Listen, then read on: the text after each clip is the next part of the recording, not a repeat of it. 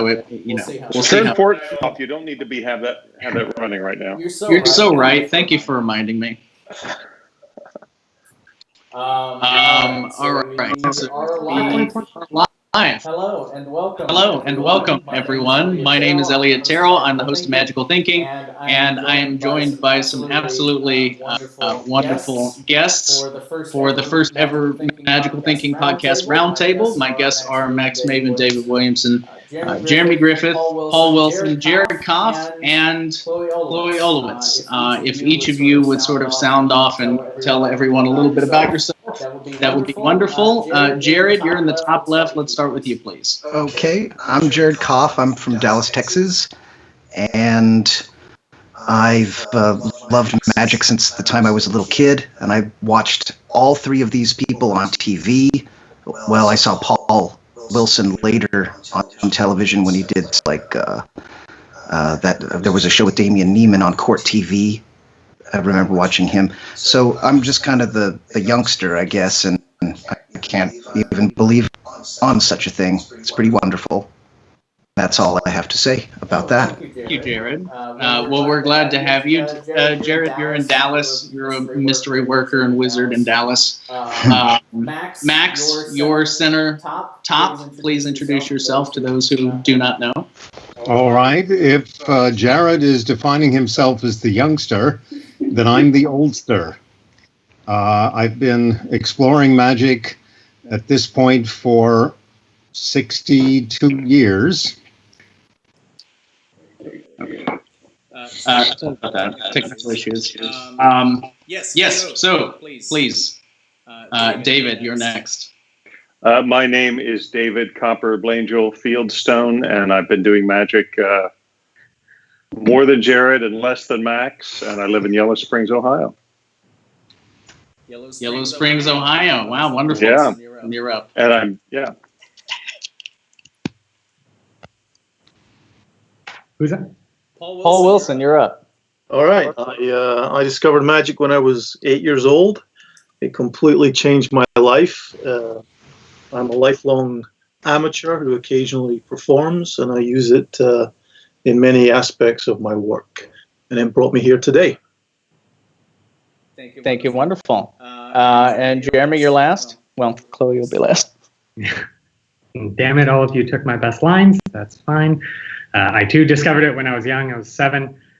Also a lifelong amateur. I'm pretty sure, Jared, I got you beat on the age thing. So I think I'm the youngest. You have far more hair than me, though, so it's debatable. I do a lot of magic on Instagram, a lot through social media, but I used to be a professional performer. And then I sort of switched over to just doing it for fun and focus mainly on playing cards. Still remember how to do most of the elastic band stuff, but mostly cards. Fantastic. And then Chloe, if you would please introduce yourself. I also got into magic when I was 5. I have been writing for about 10 years, and a couple years ago discovered I could do the two things I loved most at once and started writing for Genie, and I'm now the associate editor of Genie. There you go. Fantastic. Thank you so much. I want to start just by saying thank you again to you guys and to everyone watching. We are living in a remarkably strange time, and I think a crisis like this, a global pandemic, is a nice time to sort of stop and think about what is magic for? What's the purpose of it? What is its role? What maybe is broken that we can potentially look at fixing for the future? And, kick the conversation off about some opportunities we can explore as magicians, both together and individually, for the future. So with that in mind, I'm gonna point this to you, Jared, because I think you'll have an interesting answer to this. Jared, what is the role of a magician? Well, every magician's kind of an outsider from the beginning, right? Like the fact that we have a secret library and that we use these secrets for ulterior motives, in most cases these days to entertain, right?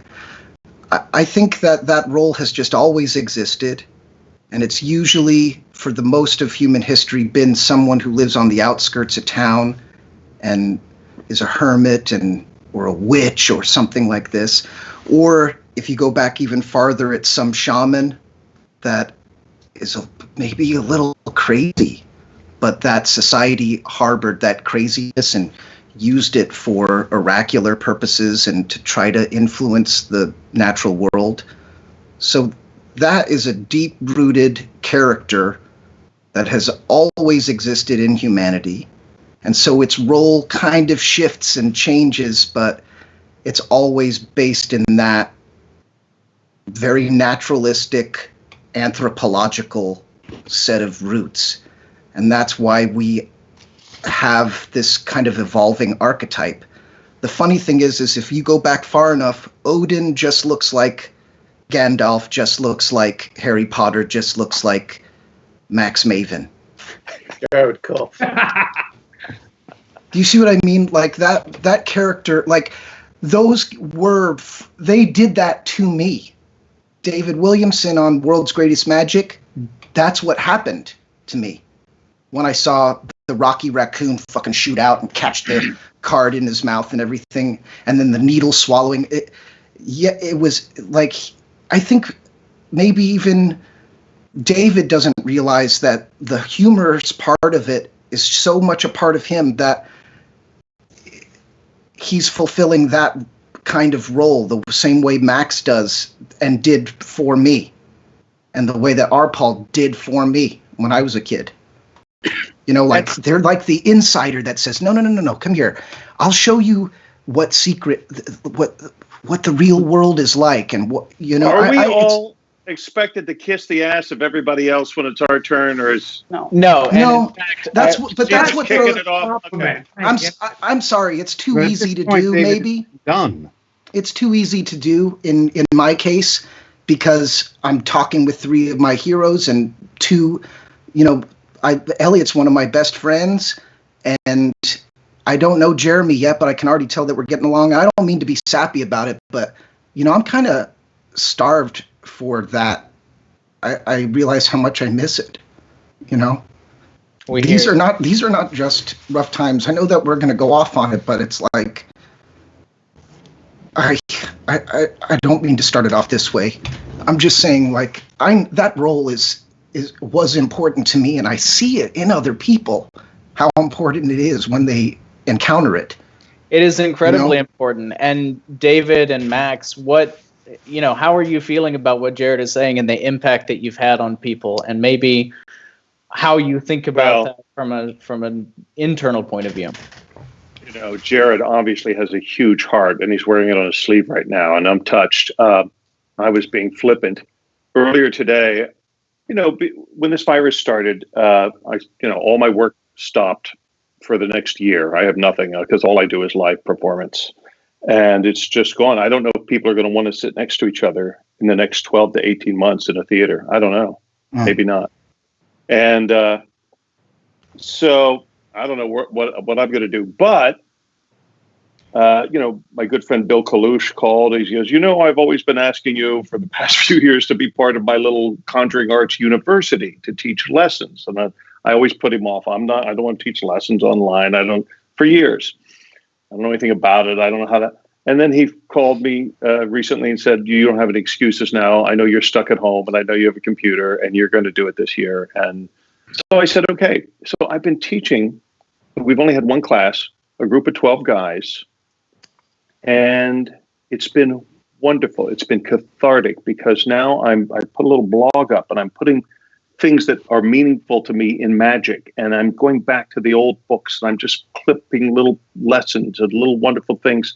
And today I stumbled on Ricky Jay's first performance on Doug Henning's in 1976, when it was on Doug Henning's first special. And when he came on, and it's echoing what you said, when Ricky Jay came on and did his performance, and he did on live television, it was perfection. It was outrageous. It was magical. It spoke to me, and it changed the course of my life when I saw that on TV at the age of 15 in 1976. So I was transported today back to one of the first times I saw something that was meaningful to me in Magic, and I've yet to see any close-up Magic match that performance in all these years. And if you get a chance to find it on YouTube, it's fantastic, and it just kind of reminded me why I love it so much and how important it's been for me. And if it changed the life of a 15-year-old kid in Xenia, Ohio, in 1976, I know that we often don't realize the power of what we do has on other people. The end. And that power is important, especially in a time, like you said, where people are going to be afraid to leave their house. Max, what are you thinking about sort of the magician's role and how important it is for people in this time? Well, I like all the things that have been said so far. I think your question carries an assumption that I don't necessarily agree with. The role of magic, the role of magicians in society, I don't think it changes because there's a pandemic. The conditions change. Some of the constraints obviously change, but I don't think the role changes. So what is the role of a magician? Well, for me, magic is an art form. I presume you agree, given the title of this web series. I struggled for half a century to come up with a concise definition of magic, and the one that I came up with within the last decade or so that seems to have worked for me, at least, is magic is the aesthetic exploration of mystery. As such, it is an art form not terribly different from any of the other art forms, music, the plastic arts such as painting and sculpture, dance, theater. All of those things are, to me, not different than magic. The only thing that sets magic apart is the degree to which mystery is important within the artistic expression. You can do paintings that have mystery incorporated into them, but a painting without mystery doesn't fail as a painting by that lack. Sure. You could argue that magic that contains no mystery ultimately fails as magic. But other than that, it answers to all of the same definitions and demands of any other art form, any other form of artistic expression. So the magician explores things that the rest of the tribe ordinarily misses, and particularly explores those aspects that are mysterious overtly, and then comes back and tells the tribe about it. Well, I guess that's sort of where the question leads, is what is the point? I feel like there's probably a lot of people sitting at home right now thinking, why have I devoted so much of my time to learning how to shuffle a deck of cards? I would like for this conversation to hopefully help people adjust maybe their framing or their perception of what it is that they find meaningful, especially considering that because we can explore this mystery and potentially share the mystery, it can have a profound impact upon people in a fairly dire circumstance. So I'm not necessarily saying that the role of a magician in abstract changes because of the circumstances of a pandemic, but I do think that our responsibility as magicians may potentially shift because of the constraints placed upon us. Wow.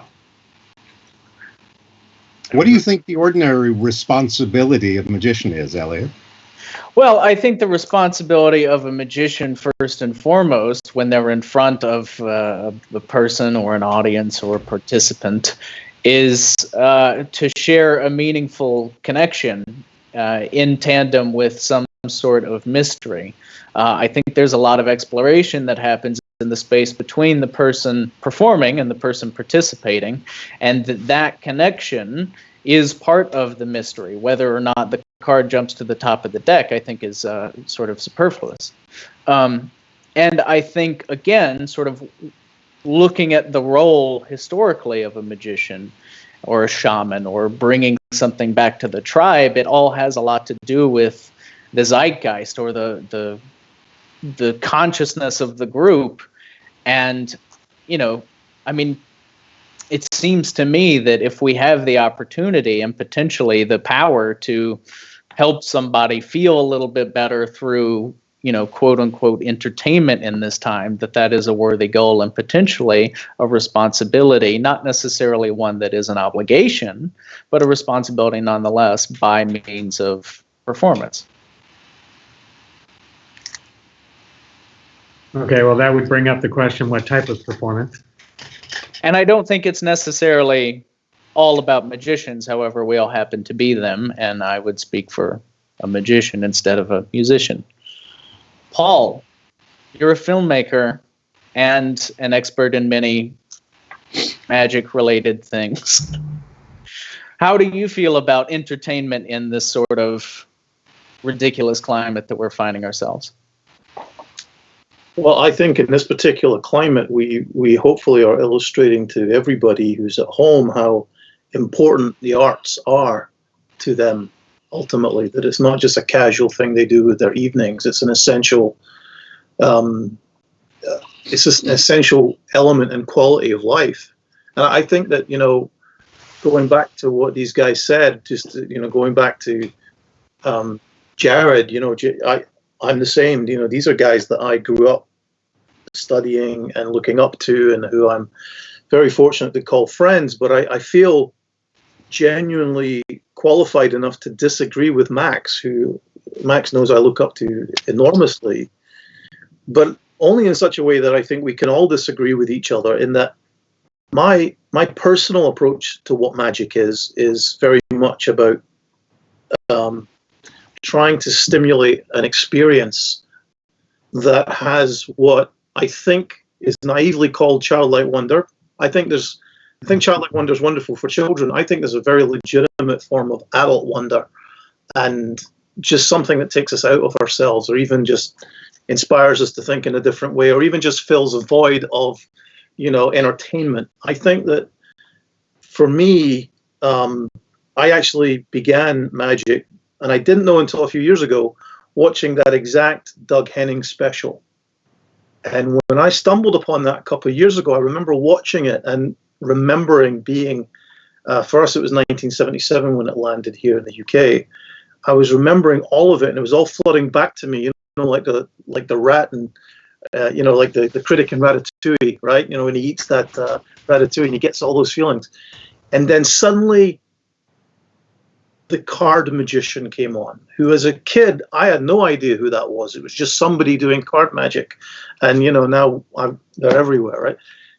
When I realized it was Ricky Jay, it was a real magical moment, because I didn't realize until that moment that it was Ricky Jay I saw on television who stimulated everything that, culminated in where I am and who I am today. So I find it's really interesting when performing magic to try and have people relate what's happening to their own experience and their own forms of wonder that they find for themselves. Because I think, sometimes people get it from, playing music. Sometimes people get it from listening to music. Sometimes people get it from other things they do with their life. But if you can tap into that in any way as a storyteller or as a magician, then you're basically stimulating an emotion, or a whole field of emotions that, for me, that's what magic is about. I'm coming at it from that angle, and that allows me to come at it from film, for writing and other things as well. To me, I think you can experience something, understanding almost everything you need to know about how and why it works, and still get a feeling of magic without the mystery of why does that work. And John Bodine did it for me. I think at the last Magic Con, John Bodine had those little tablets that changed the way that you taste things. Mm-hmm. And you might have been sitting there, but he did it for a couple of us. And I'd heard of it. I kind of understood, this stuff makes your, taste bitter things sweet, and whiskey tastes different and all that. But actually experiencing it was great because of the way that John framed the experience. It felt like more than just take a tablet and try this. The whole thing was framed beautifully. And I think magic does that very well with all sorts of things, and not necessarily things that are overtly mysterious. And I think we can continue to do that. I think we can do that through the screen. So I'd like to echo that. Oh, please. I'm sorry. I don't think we should skate over that there are a lot of different and not necessarily in any way connected ideas coming up about what the role of the magician is, whether it's for edification and consciousness expansion of the tribe, or for entertainment and relief and comfort, or for the exploration of mystery. These are very different approaches to a definition of something that's very important to all these people. Yeah, absolutely. I've been obsessed with this term magician as of late. I used to reject it. I put legerdemain on my business card and people just thought it was my last name. So I just let them call me a magician, right? The funny thing is when you ask what is the role of the magician, you have to define so many things before you even begin, because in Max's case of answering it, he's clearly talking about the theatrical exploration of the art of conjuring. Mm-hmm. And we often think that conjuring is someone pretending to have supernatural powers in a theatrical context. And that's as good a way of talking about magic as any. But the kind of magic that I'm talking about is more like the way Alan Moore, that comic book writer, thinks about magic, which is in a kind of an occult way. But to take the occult out of the shadows, what I'm trying to imply is that all art is magic. Magic and art are the same thing, right? And I mean that kind of magic, like when you go back and try to find out, why do the King James writers translate magician when they do? Why do they pick magician from the Greek or the Hebrew that they're translating? In the case of the Hebrew, the root is ketuv, right? The people who can write, right? The Pharaoh's people who use styluses put their staves on the ground and they became snakes. They just don't even have that notion of magician that we have yet. And to look back at those people, unless you're talking about some smart guy like Seneca who can write in the Roman period and is writing letters to his friends saying that rhetorical argument, that sophistry reminded me of the cup and ball workers, right? It only looked real, but it wasn't. I couldn't see the flaw in his argument, but I could. So that means his recipient knows about the cups and balls, to take the metaphor, right? So there are some savvy people who are already getting to understand the theatrical nature of the trickster. And even in the Bible, right, in Ezekiel's time, they're like, oh, those magicians used steam to open the, remember, they like exposed the secret of their God, right? My point is that theatrical part is just part of a more overlapping role of the magician. And to wrap this all up, I'll just say that I was sitting with this guy who I considered probably the best magician I've ever met, Enrique Enriquez. And I've met some phenomenal magicians, all of whom have broken my heart in that D.H. Lawrence sense, that it shined kaleidoscopic in the crack, right? That beautiful heartbreak, which is also akin to a sneeze, to esprit d'escalier, to Le Petit Mort, where you vanish and you're in a transcendent moment. And it's awesome that you mentioned Bodine, because you know what his opinion of the entheogens is. That's just a 5-minute ride on what a great magic trick does to you, right?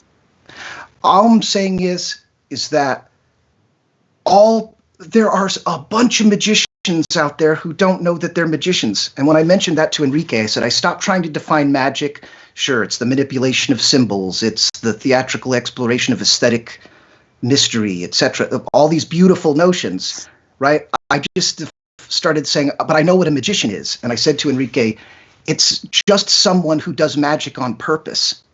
And then he looked at me and he said, there's just too much intention in that. And I said, shit.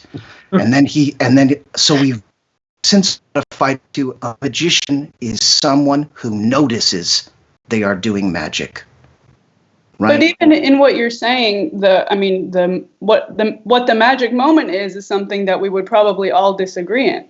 I don't think that Pensée de l'escalier or Le Petit Mort are things that are moments of disappearing. I think they're moments of true presence, right? Of absolutely embodying the self that you are, not vanishing from it. And so, okay, most of you have arrived at a definition of what the magician is that for you is all the wonderful things you just described, but we still come back to the first thing you said, which is, what is the magic?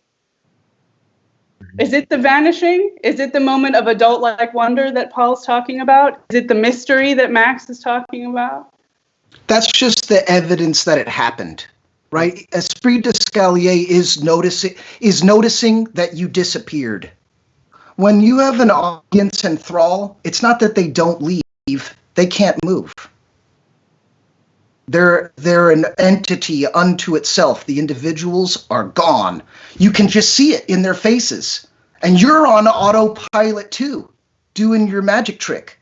And then only when you get off stage do you go, fuck, what the fuck just happened? Holy shit, right? And I bet the guy who switches dice at the craps table disappears too, and only comes back later and goes, oh my God, was I on autopilot there? If you told me I just did that, I wouldn't have believed you. I think the role of the magician, you just find it. You don't go looking for it. The inclination to go looking means that you're already going to be a magician, right?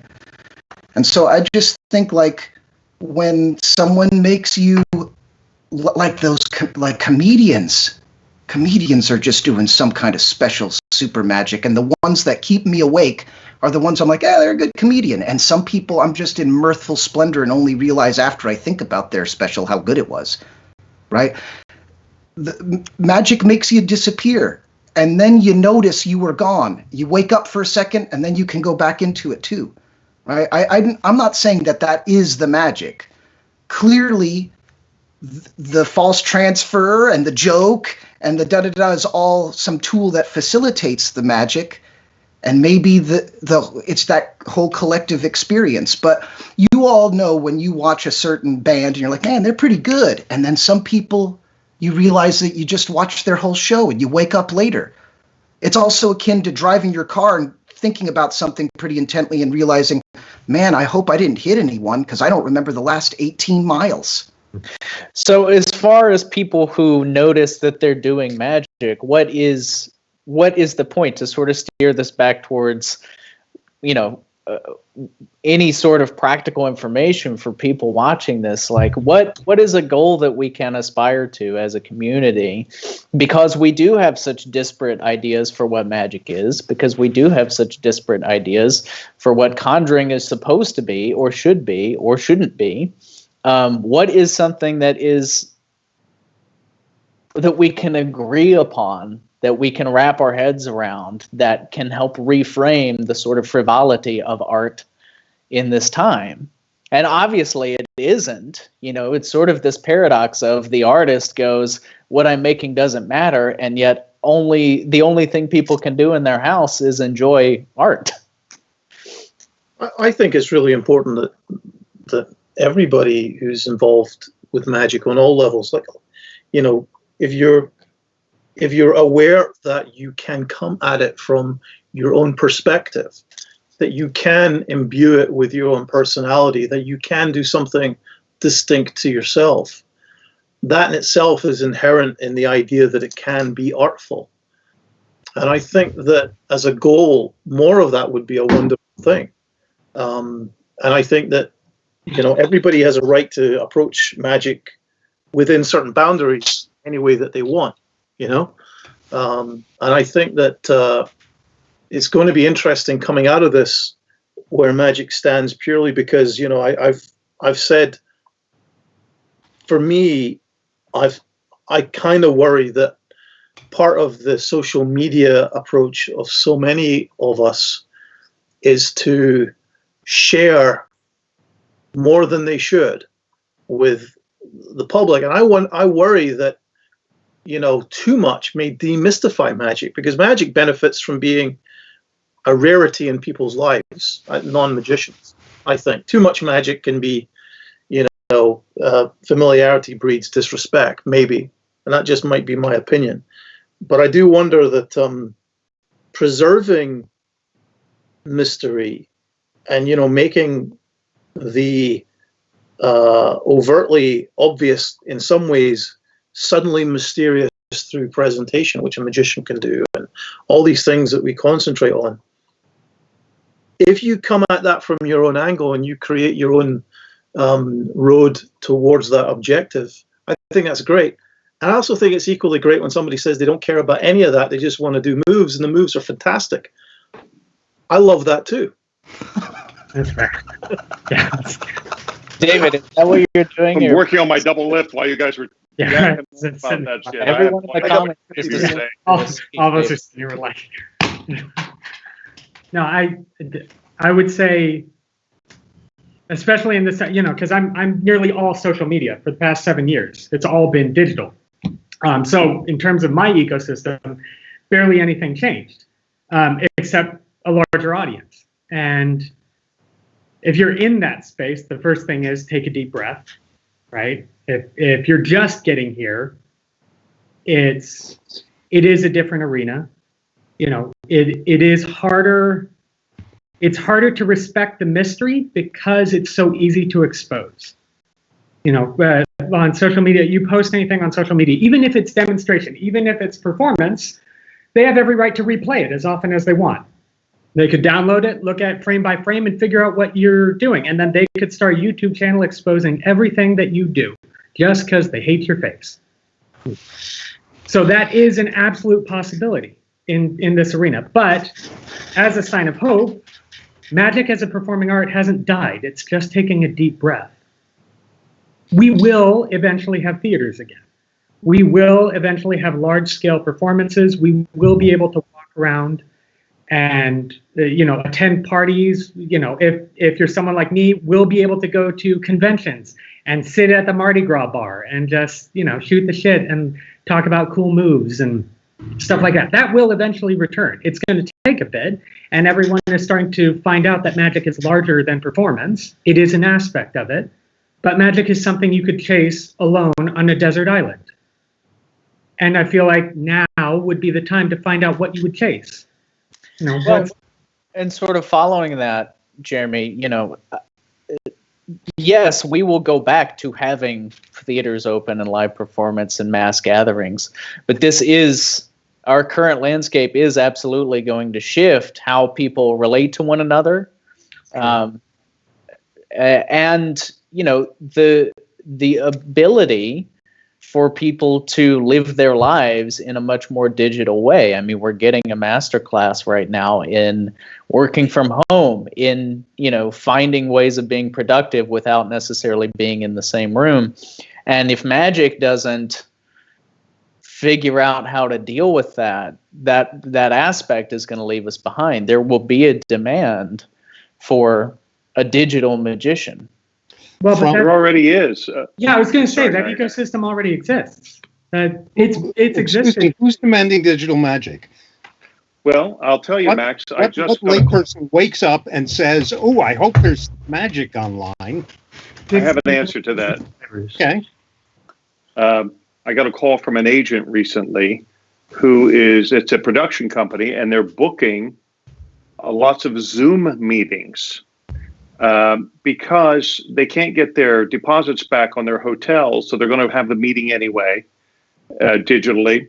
And it's just like any other corporate meeting. It's long and it's boring. And if we can pop up one of those cubes, a mind reader or a magician, to take 5 minutes and have everybody do some exercise and expand their minds and have a little fun, do a little magic. If you can, I know somebody who's been hired to do 10 appearances for a company at several meetings that they're hosting over Zoom. And he's coming up with 10 different bits of business that he can do on the screen with people in their homes, and just to break up the meeting and add some magic and fun to these scheduled meetings. So there's a production company demanding a digital magician. Give me some content. I need somebody who could do something live in a Zoom meeting for, you know, a few hundred people. The point is that work from home isn't going away. Whether it's during this, while we're all still figuring out how we go back to our normal lives, or after, this is a reality that lay people, lay corporations are responding to and adjusting to. And they still have to motivate their teams and reward their teams and get people together and entertain people. And whether it's 10-minute Zooms as part of a digital conference, or I have clients in the tech space who are looking to hire entertainers. You know, they're at home stuck. People who are used to going to offices are now at home stuck with their spouses in the same space with their kids, also homeschooling. They want support. How do they get digital magicians for their kids while they're at work, or vice versa? I think it's a thing that will certainly last so long as we're not back to normal, but will also last once we are. That's fair. And I think that it is important to recognize that, you know, because of this shift, it's not quite so neat and tidy to run around patting ourselves on the back about magic being a live art. You know, as magicians, we're innovators. They were people one step ahead of technology. And I'm fearful that because we are so quick to admonish and demonize social media and magic through a screen, we have sort of shut down a lot of creative avenues of thought. Who has demonized magic through a screen? I would say most magicians in your age bracket. Some magicians in my age bracket were doing magic through a television screen when you were in diapers. Absolutely, which is incredible and amazing. And as Jared and Paul have already mentioned, we are indebted to those people, including yourself. I said that just made a sweeping generalization. I think we have a problem with the term on a screen. There are already people on this call, and certainly a lot of people around the world, who were enamored by magic in the first place by magic broadcast on television, who that was their first encounter and that just stuck. And we have to distinguish, I think, between the back patting of magic should be a live art compared to magic on television and compared to magic on social media, which has the rap it has. Yeah. This is like saying a poem should rhyme. Yes. The Lipo, this French group, not to over-intellectualize this, but they loved restrictions. And they started putting weird restrictions on the art that they produced. And their entire movement just proved that they always existed, right? What kind? Oh, you're going to write a sonnet? Shakespeare wrote, I don't know how many sonnets, but it's more than 200, I think, sonnets. And we call them the Shakespearean sonnet because they have the features that Shakespeare latched on. And it didn't hurt that iambic pentameter, in English especially, will woo you, right? Like, the reason Ricky Jay resonated was not because his card tricks were the most badass, right?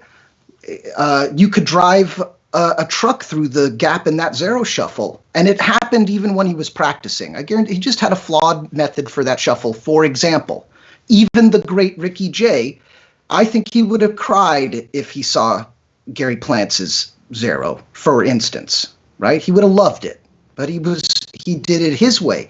It was because he enraptured with that performance. And there is definitely nothing like Magic Live, but there's also definitely nothing like a sonnet. It's just going to be different for a time being. And I'll tell you, the small groups that get together that are no longer afraid to hold, a sponge ball in their hand, right? They're going to have some mega magic happen to them because it will have been a long time before they could have possibly seen it. And just like every audience, they probably have never seen it. The worst part about doing it on the screen is that your reactions are vicarious. It's the same way of watching a comedy special on Netflix or on HBO. It just isn't the same as being in the room. And yeah, it's not going to be the same. I worry. It can't be that. I worry more about the motivations of doing magic on the screen. Mm. I think doing it as a performance or doing it as a way to reach out to people, make people feel interconnected, to share something wonderful with people, make them laugh, for goodness sake. I mean, these things, all wonderful. If you're using it purely as a form of gaining attention or marketing or self-marketing, then I begin to believe that all bets are off in terms of what you do with respect to the art that you're using for those purposes. And that's why we suddenly end up with, you know what, if I put a really good card trick online, 100 people will watch it. But if I then explain it, 1,000 people will watch it. And of course they will. And that is good enough as a reason to do it if your motivations are purely self-serving. Obviously, I've spoken about this in the past. I'm not naming any names, but, I'm a little tired of seeing my magic exposed for the sake of other people selling their stuff.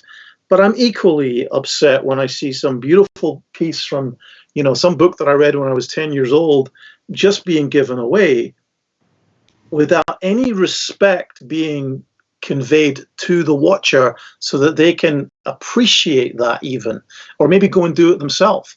There's wonderful videos out there by Luis Pedrohita right now where he really makes you enjoy the effect, gives you the choice to not watch the method, and then makes you enjoy the method. And I think he's probably creating an enormous new community of young magicians out there because of the spirit in which he's doing those videos.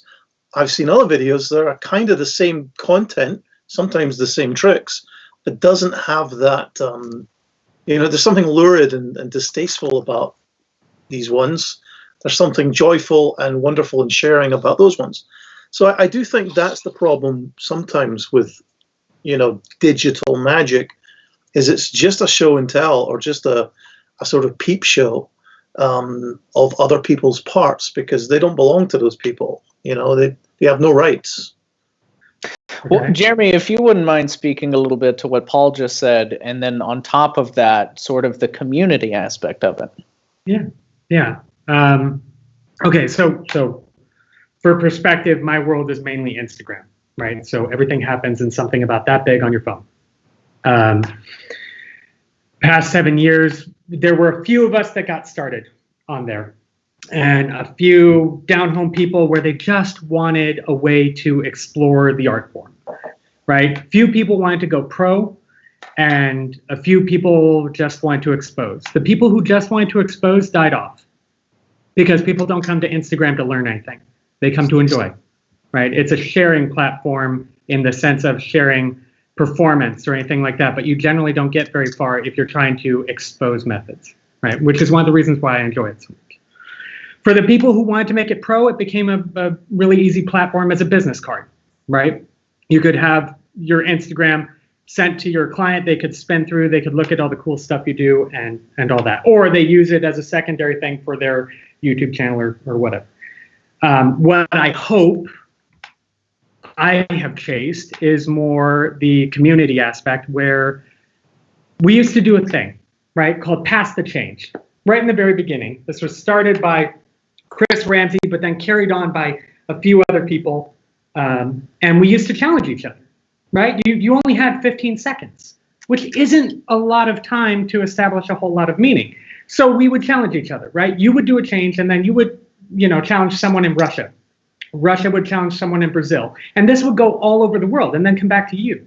And whoever did this, whoever participated in this, they're the ones that got the largest following, because in order to stick with it, you had to respond.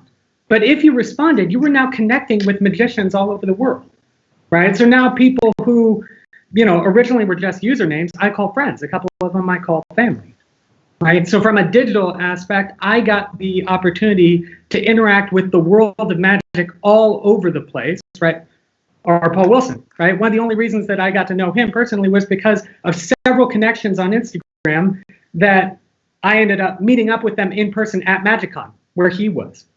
First time I ever got to meet him, right? Same thing happened when we were in Blackpool.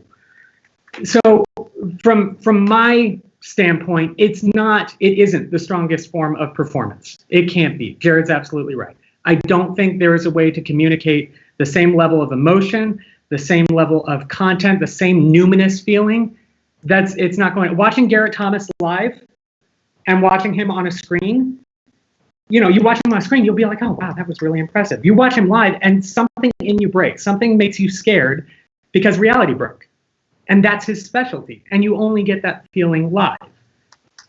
I don't think that digital media will ever or has ever been able to contend with that. As far as the sharing of content, yeah, I do absolutely think magic has its place online. And I think that you are allowed to perform what you have been willing to practice. Now, there are no guards on that. You could practice something for a day, absolutely suck on it, and perform it, and then you might get a few followers and so on and so forth. And people are starting to take that to mean you are a well-invested magician, you have been performing forever, and none of that is true, right? Just because you have a large follower account, just because you've been around for a long time on a social media platform, that does not indicate expertise, right? And the audience that appeals to that probably isn't the same audience that we would want in the theater with us, right? If they're just looking for exposure, then the type of shows that we're normally doing in person are not the type of shows that they would want to attend anyway.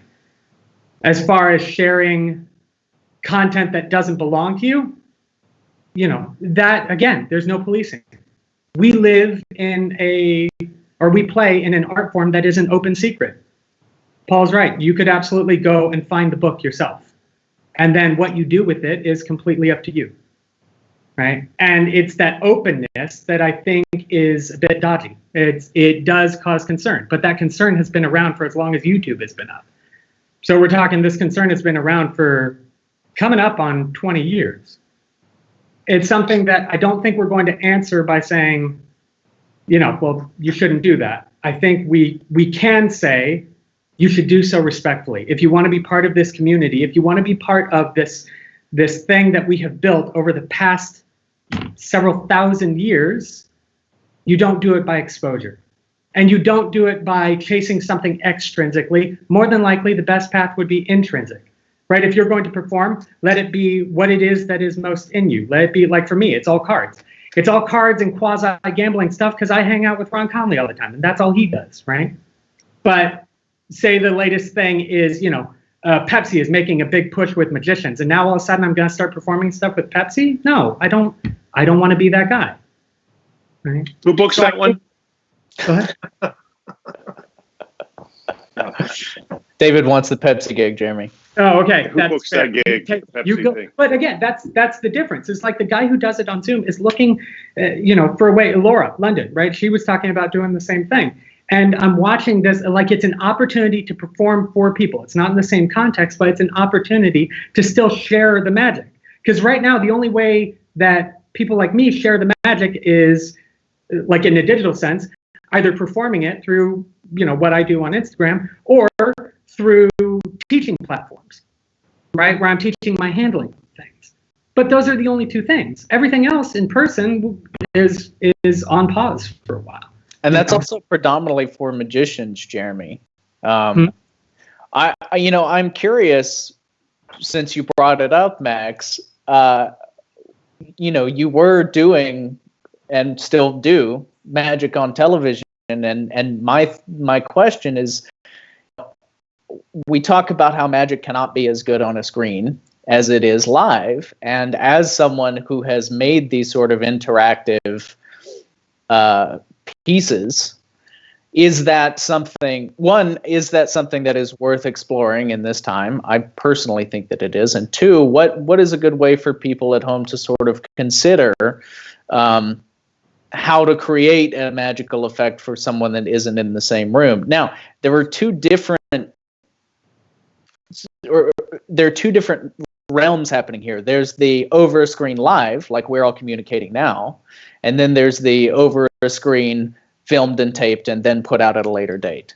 So I would be interested in hearing what you have to say based off of your experience regarding both of those aspects. Well, a little over 40 years ago, I became, I would say obsessed is a good word, with trying to explore an interface with audiences that had the illusion of interaction, material that in fact wouldn't work live, material that was solely created for the experience of the participant being elsewhere and communicating through a television or computer screen. I thought it was a valid and interesting area to explore then. I feel it still is now. Having said that, you ask what's the best way to go about it. I can tell you the way that most people have been going about it, which is to go up on YouTube, find things that I did 40 years ago, and then steal Max's ideas. Yeah. That seems to be the approach. Look, this sudden new set of conditions where everybody is locked down and you can't do live performing in the sense of being in the room with the audience has suddenly thrown everyone into a state of shock and chaos. And there are magicians who are jonesing for audiences. And they are so desperate to get audiences that they will throw damn near anything they can think of onto a social medium. As a result of that, if you've taken a look around the internet as to what is being passed off as magic right now, there's an astonishing amount of garbage. Now, this isn't terribly surprising because Sturgeon's law is consistent. You don't need a pandemic for Sturgeon's law to hold true. Now, for anyone who doesn't know what Sturgeon's law is, let me briefly explain. Theodore Sturgeon was a science fiction writer, and at a very high end, a very high level of science fiction, from the 30s into the 60s and 70s, basically. And in the 1960s, he was on a panel discussion at a science fiction convention. And someone in the audience posed a question. They said, Mr. Sturgeon, I recently read an interview with you in which you said that 90% of science fiction is crap. Why do you think this is so? And Sturgeon replied, because 90% of everything is crap. And so this is now most commonly referred to as Sturgeon's law. It was true before the pandemic. It was true before the existence of the internet. It is certainly true now. So, you know, most magicians aren't thinking about how can I best use this new and alien set of conditions. And I'm giving you the opportunity right now to guide those people who would be interested in maybe having some guidance from someone who did it 40 years ago. Well, and I think the answer is you have to start off by not saying what are my limitations on my end of the equation as the performer, but rather what are the opportunities based on the audience's conditions on their side of the equation. What is the experience of sitting in your home, watching something on a screen, whether it's a television or a computer or an iPhone or whatever it may be? What is that like?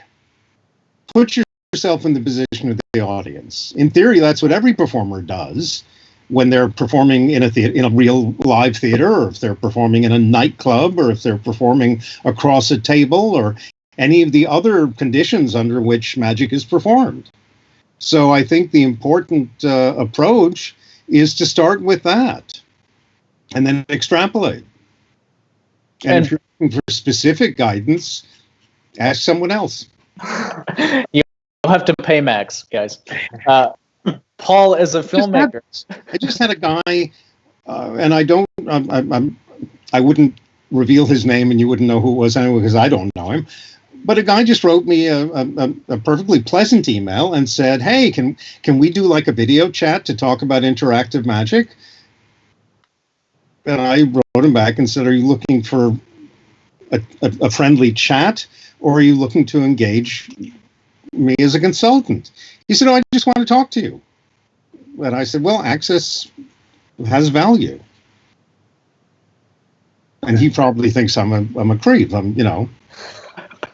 But wait, is Max getting paid for this? Because I'm not. Is that what's happening here? It's all under the table then. I'm out. Paul, as a filmmaker, what advice would you give to anyone looking to start exploring doing this in a way that can be meaningful?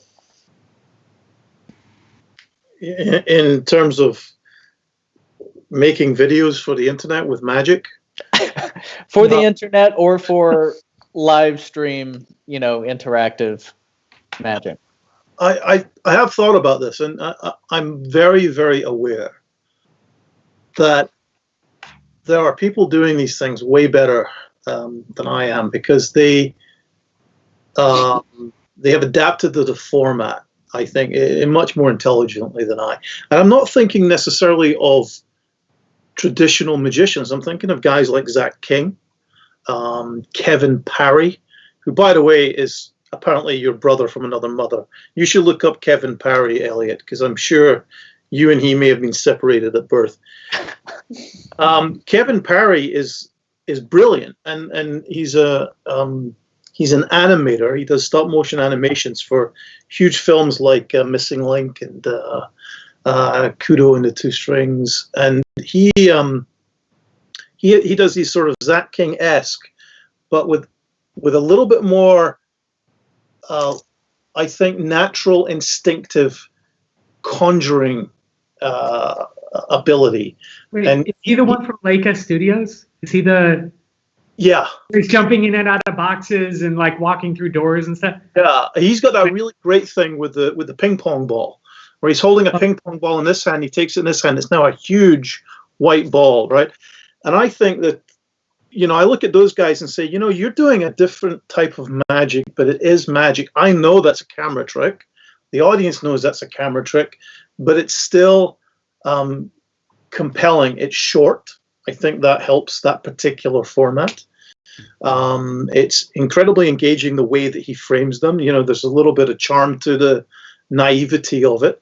He could probably do it in a much more slick, more professional looking manner, but I think that would take away from the naturalness of it. He's shooting a lot of these things on his iPhone, but he has gotten himself a huge audience by basically creating a form of magic that interacts very well with the medium in which he's conveying that magic. So with conjuring, I think that, if I'm absolutely against, this is me personally, this is purely for me, I'm not talking about anybody watching this. I'm against generally recording a magic trick and putting it online on Facebook generally. And there are times when I've broken that rule. One or two is just to have fun with friends. I did it last week because it was Roy Walton's birthday, and he would have been 88. And I at least, try and make it, relatively quick and to the point, and not too labored by this type of talking that I'm doing right now. But I don't know. I think as a filmmaker, I honestly, they're so apples and oranges and chalk and cheese for me, that, film is so much about putting together, so many different pieces in order to create something that may or may not work in the future. Whereas there's something more immediate about live streaming and about internet stuff that I don't feel qualified to give the best advice there, other than please don't throw the baby out with the bathwater just because people will, for a few seconds be grateful that you showed them how that was done, but then forget about it completely a few seconds later, which kind of, robs me of my argument. But it's not magic then, is it? It's just something else. It's something distasteful. Well, thank you, Paul. I would also like to posit the question to Jared and Chloe as storytellers, different kinds of storytellers potentially, but I would be interested to hear, your opinions on magic as, a way to communicate as storytellers. Well, I think that's something that everybody is speaking to is adaptation. It's maybe one layer to record what you're already doing and put it in a video on the internet. But David's talking about his past reluctance or resistance to do online lessons because I don't know that technology. I've never done it before. I'm busy doing other things. I think there's a lot that's intimidating, whether it's just video as a medium or social media as a category. And if we think about translating what we're already doing for a new medium, okay, maybe we get stuck. But if we think from a framework of storytelling, or like Max is talking about, what is that person's experience? How do we evolve what we're doing for a new, even if it's temporary, for a new world?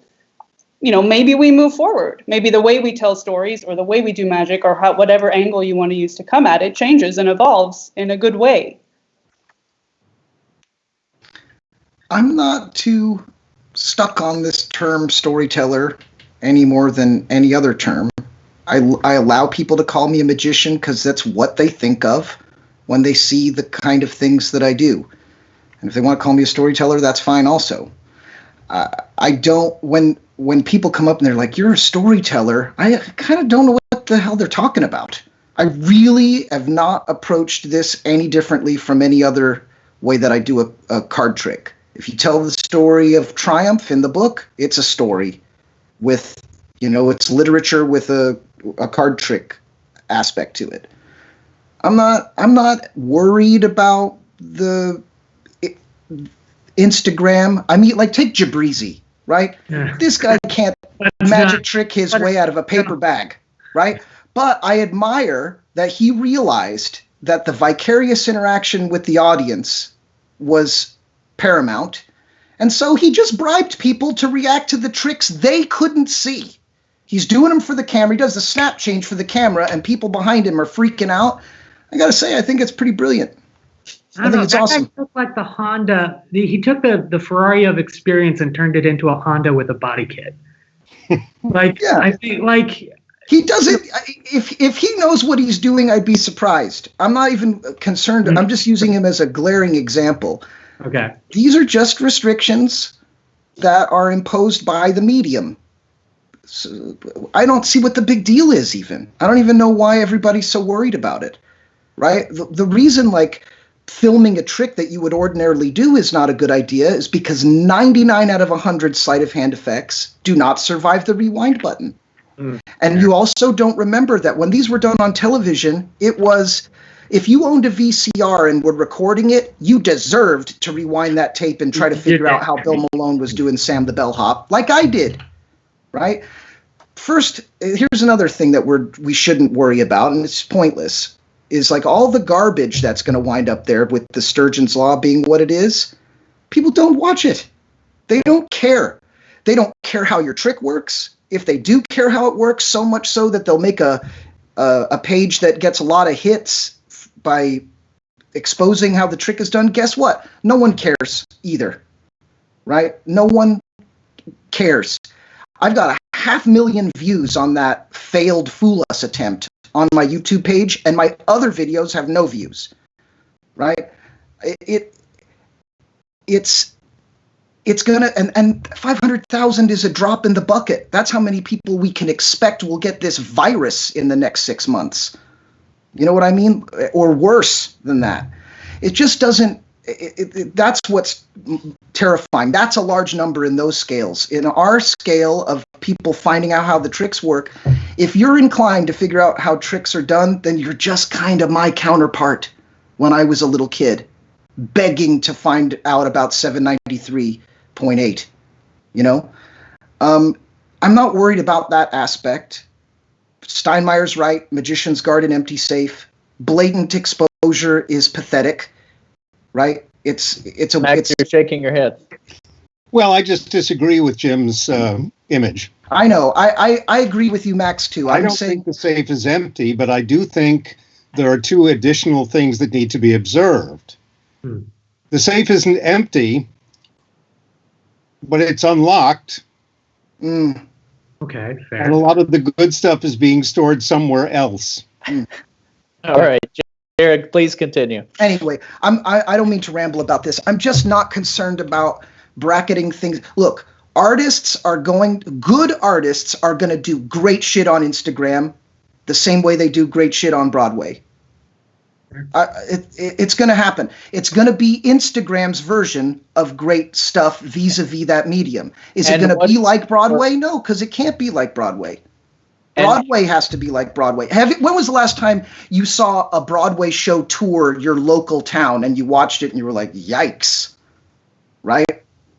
I've seen some yikes Broadway shows, so-called shows that were on Broadway that they did in like the Majestic Theater in Dallas, and they were not even like Kiss Me Kate on Broadway because they didn't have New York, for one thing.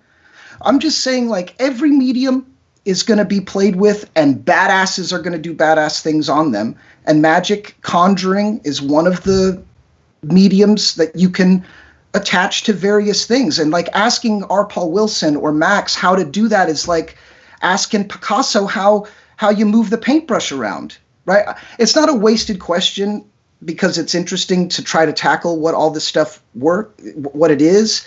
But it's also like, you want to know what the best music concert is? It's you and Bob Dylan at a campfire. Just the two of you. You're not wrong about that, and right? This is digital Good campfire. Good luck getting that, right? Getting it. You're not going to get that. But I saw him at a barbecue joint in Austin, and it was way different from seeing him at the AT&T Center or Staples Center. And does that mean that seeing him in the barbecue juke joint is better? I guess. What does that even mean? Who cares? It doesn't mean anything, and it doesn't matter. My question is, how do you approach? Like the point of the question is to give the people watching different approaches to how to communicate with someone in a way that they can't be felt in the room. I don't know. Isn't it fair to suggest that the premise that everybody can find a way to express themselves through a computer screen is a false premise? Not everybody can do everything. There are a lot of different types of artistic expression, even within the confines of what we're calling magic. Mm-hmm. There are a slew of different types of magic, and not everyone can do all of them. That's true, and we can spend David plenty of time Williamson, talking about what people can't do. I have seen David in front of a live audience of 2,000 people walk a metaphorical tightrope with 7 or 8 little children and turn it into something astonishing and gripping and hysterically funny and yet profoundly magical.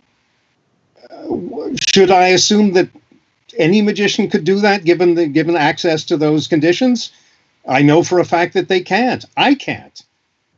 You put me on that stage with 7 random kids chosen from the audience, and you're going to watch a fairly quick death. So this assumption that any magician can do anything is just a false assumption. And that we have this new set of conditions in this conversation that any magician can do anything. The opportunity is that some people may be able to do something, and we have some excellent magicians in this conversation who might be able to provide. I'm sorry, but I think you're contradicting what you said earlier, because you asked me, what kind of advice can you give to magicians who want to work in this medium? Mm-hmm. That presumes that there is advice that they could use. So you're presuming that there is not advice that magicians about doing magic in this medium is don't. Okay, well then, Max, let me ask you this: did you ever catch hell for doing a performance on TV? Catch hell? Yeah. Did anyone ever, berate you for putting your show up on television where it could be recorded and where people could replay it and try to rework? But I don't do the same material on television that I do in a nightclub or a theater. No, I understand that. My stuff, goes better or worse, holds up to scrutiny in a way that most magic doesn't. There's a thread going on right now on the Green chat room place in which they're still dissecting a performance that I did on television in 1982. And they're still arguing, and these are at least ostensibly all magicians, and they're still arguing how it was done. And don't tell me they haven't gone through it frame by frame and blown up and, to hone in on details. Okay. All right. But then I guess that would be the other question is, what is it about your performance that made it so bulletproof? thinking if it's about just great the ideas. conditions under which it was being performed. Okay. Not saying, oh, this works in a nightclub, so I guess I'll just do it on TV. The assumption The is camera not that doesn't see everyone. things the same way that a human eye does. Right. The True. assumption It doesn't is not blink. that It doesn't everyone will reflect. be able to use this information to make their lives better. The assumption is that it's better to have it out there so that if someone stumbles upon this and is able to gain something out of it, we have potentially made magic as an art form better by sharing that information. I do not assume that everyone can use all of this equally. And I do not assume that everyone has the same capabilities as each other. It's more just let's share and let's talk amongst ourselves about things that we think can be better, and share experience that we think can urge on a new generation. And if it doesn't, it wasn't for lack of trying. And if it does, wonderful.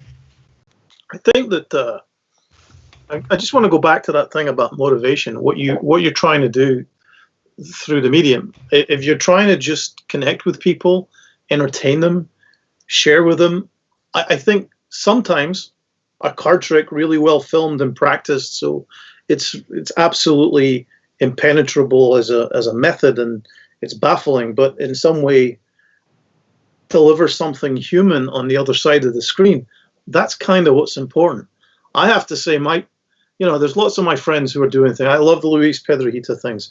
But my favorite thing, I think, of all the stuff I'm seeing on social media, and it's because of the choice of material, it's because of the venue he's created, it's because of his attitude, even his costume, is the Charlie Fry pieces that are popping up on Facebook. I find them just to be a lot of fun. There's something about watching his timing and his presentation that takes me back to watching old Buster Keatons and Laurel and Hardy's, and it's all of that. It's a form of entertainment that belongs in the same sort of category as that stuff, and it's terrific. And all of that stuff is just well selected to entertain, and there just seems to be something very genuine about it. I like that particular one, but then I see other ones where, especially where somebody says, I'm now going to teach you magic, join my magic lessons. And even on their little video, promo, they can't do magic very well. I just assume they're half a lesson ahead of the people watching the video. And, so I don't know. I want to ask David a question, because I feel like he's frozen over there. What do you think about all of this? When I watch you, David, and we're friends. I love watching you perform. How important is the magic trick in the overall objective when you get in front of an audience? Well, I'm going to be honest. That changes depending on what mood I'm in. But I want there to be, I grew up doing serious magic, and I love magic, and I respect all the people who taught me magic, and I want the magic to work and be strong and fool people. I want that. But I've said before, and I don't always feel this way, if by going off in this direction, though, I can have a love fest and create a moment in time with the audience and jettison the magic trick, I'll go that way every time. So that tells me that the experience and the performance and the creating some fun is more important than whether or not I find the card or the ring comes off the rope. The end goal is to, have a moment that can't be repeated, hopefully, to answer that question. And so how can that convey to this medium? What? Oh, in this medium of connecting with people through social media and online, is there a better objective than a magic trick that magic can help? Like making people laugh, inspiring people, making people feel connected to other human beings, which of course is important right now. Absolutely. I think so. If magic is the vehicle to express yourself, it's the vehicle to express yourself and to connect to somebody And I think that it all comes down to honesty. If you're a genuine person, if you're authentic, and whether you're a storyteller or, if you have a message, I think it's a perfectly fine medium, in some ways better than live, because you could, if you screw it up, you could do it again, if you forget your line or something like that. But I do think that there are opportunities for some enterprising magicians right now. There are opportunities to do unique, memorable things in this moment in time. Maybe not, not commercially necessarily, but there's opportunities to create some things that haven't been created before. Not me, because I'm too stupid, but I know a lot of smart people out there who are actually going, there are opportunities. There's gold in these hills. There's the coin of the realm is connecting to people in a meaningful way. And I don't care if it's across the footlights or on a TV network special or on Instagram. Doesn't matter. A Zoom, a live meeting, a Skype session. That's just the window you're looking through. That's the proscenium. Thank you for that, Paul. And thank you, David. I appreciate that. I want to sort of bring this up, kind of wrap it up a little bit. I would also like to encourage people in the comments. I can see the comments if you'd like to ask any questions. I'll open it up for questions here at the end.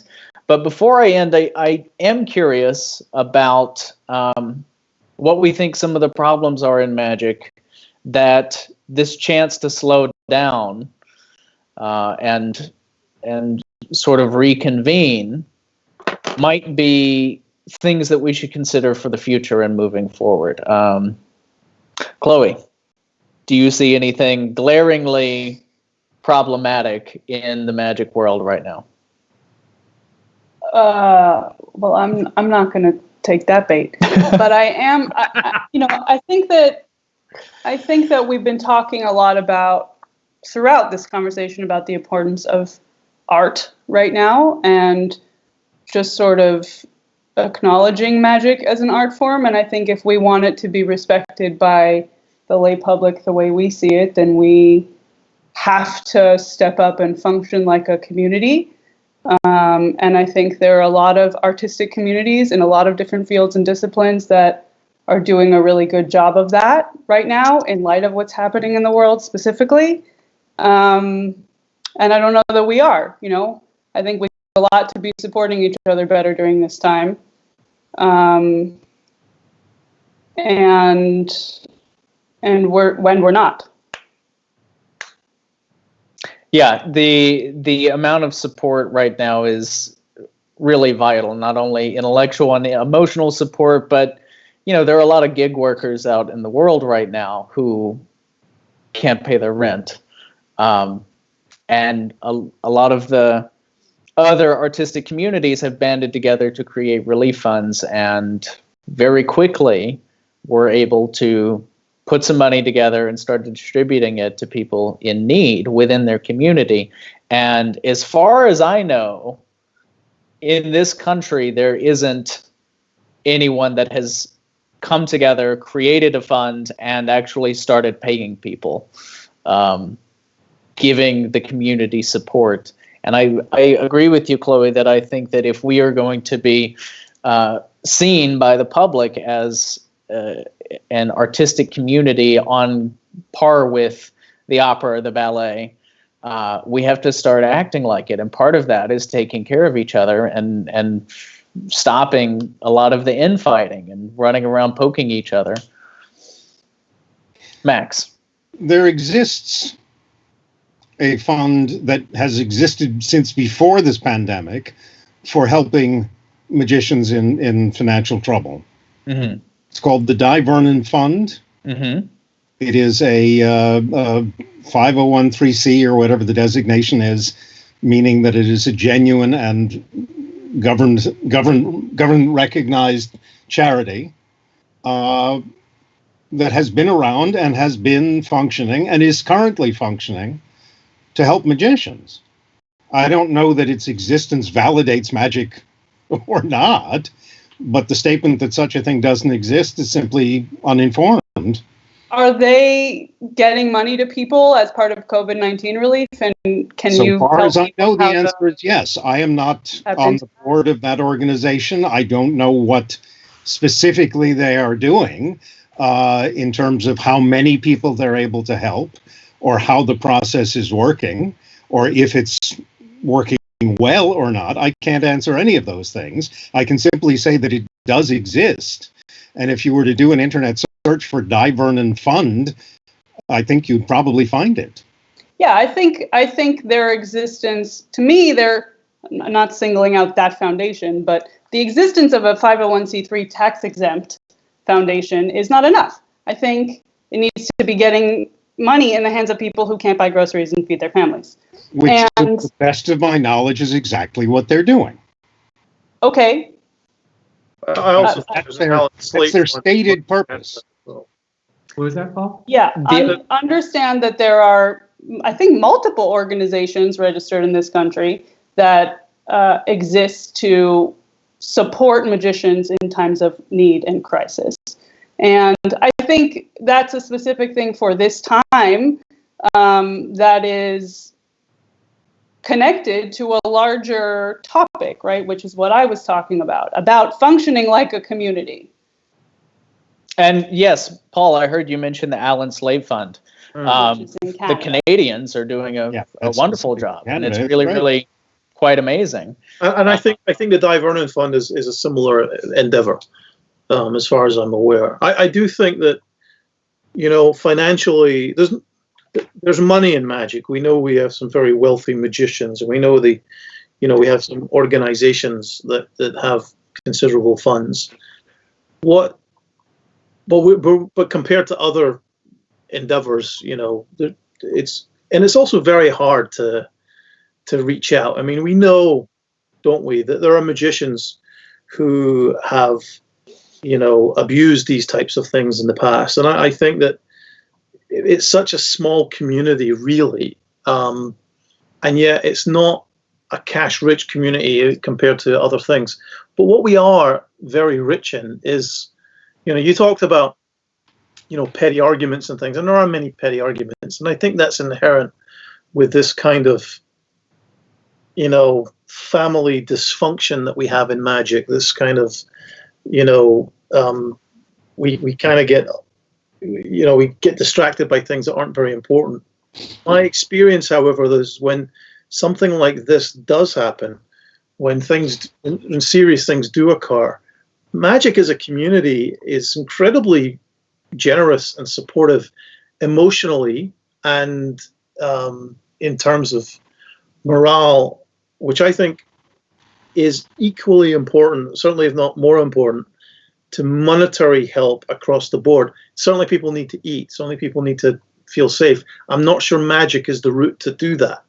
Government and oversight and all that is more important. I know we can help some individuals, though, but as a whole, we can help each other emotionally. I'll echo what Paul said in that you're right. There's no, other than the Die Vernon Foundation that I'm aware of in the United States, that there's no kind of high profile. We don't have a lot of solid institutions that a community kind of wraps around and looks to in times of need. We don't have that, but we do have each other. And there are so many stories you won't see on the internet, and so many connections that are being made right now, and so many people reaching out to their friends privately. I'm aware of many instances like this. So it's just too many, in so many small ways. I think what you're advocating for, I think it's actually happening. You just don't see it because we don't have a lot of high profile, beacons that we can see it through. But I'm heartened because in this, I've been reaching out to a lot of friends, and there is a network of friends, and we're staying extra connected right now. Yeah. I mean, I think I agree, David. There's a lot of examples going on of people contacting other people and saying, "Are you okay? Is there something I can do for you?" I've received many such calls and emails and from friends, And I have made such calls and emails to friends, and not everybody can be in the position of doing or offering the same help. But in a general sense, I think it's very much ongoing. Now, at the Academy of Magical Arts, which is the Magic Castle, they actually put together a phone tree a couple of weeks ago where members kind of organized calling other members to say, are you okay? Is there something I can do for you? And in many cases, it was just a phone call that someone was thrilled to get because they'd been isolated. But in other cases, it was someone who said, yeah, I have no food. And so there were some situations that I heard about where someone actually bought a large amount of groceries, dropped them off, didn't ask for a dime. And I think those stories are happening repeatedly within the community of magic all over the world. Yeah, I hope so. What other problems are we seeing in magic? Well, this is a bad one, live A double or on undercut, TV. I hate. Yeah, Yeah. a double undercut. How about this one, David? Pick a card, right? Like with Jack of this. spades. No, I mean, Or how about this one, Jared? How about I'm going to have you cutting right before the horse. Right, and then going into it. For the love of Pete, you can hide your break. 30 seconds. Right.